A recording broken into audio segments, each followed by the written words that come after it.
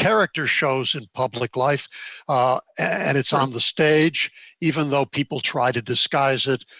But character shows in all kinds of ways, not the big virtues of the ethics. You'll not see magnanimity displayed in your dealing with the corner baker. But you, in all human relations, if you know how to look for it and if you care about it, you'll see it. I mean, you'll see it if there's a dinner party and you will see, and you have a hostess with a handicapped guest. And if we ask ourselves, what are you supposed to do with a handicapped guest? Well, if you talk about it a bit, you say it's very simple. You try to be helpful without causing embarrassment.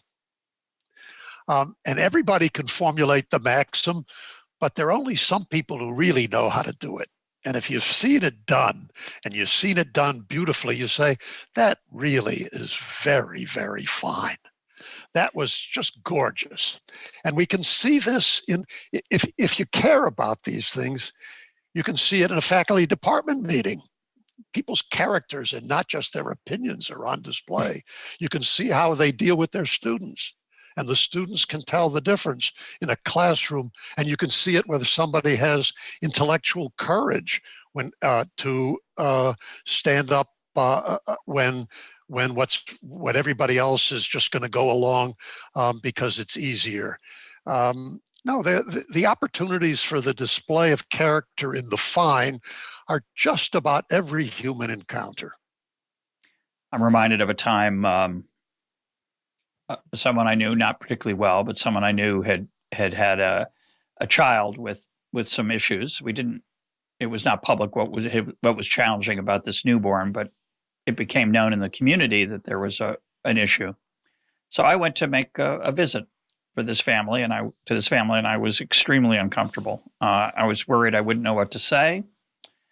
In fact, I didn't particularly know what to say, and I did my best, but I don't think I provided much comfort. I just did what I thought I was supposed to do, and I don't think I did it very well. As I was leaving the house, I saw the rabbi of our community coming my way, heading to the same house, carrying an enormous bouquet of flowers, and he was beaming. I was just so in awe of that achievement, that because there was trauma and stress that he was walking into, but he knew that his role at that time wasn't to be a Pollyanna, right? But to bring some form of love, to be just simple about it, and affection and care into that room. I couldn't do that well because I was afraid. I was inexperienced also. I hadn't done it very much.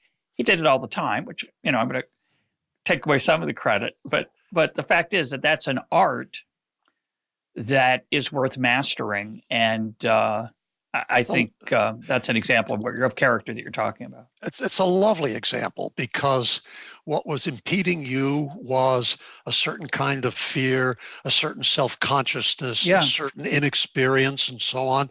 And if you could have mastered those things, if those inner distractions, in a way, and impediments are mastered, you're free from those impediments, and you're free for a kind of display of what it was you were hoping to go there to do, which was to offer support, encouragement, thoughtfulness, care, gentleness. And in fact, I bet you do it better now, because one learns to do these things, as Aristotle says, by doing them. It's the practice of facing these fears or these uncertainties, which is the only way one gets experience in overcoming them and being able to do better. So the account of how the virtues are acquired is also really important. You don't make people better by talking at them.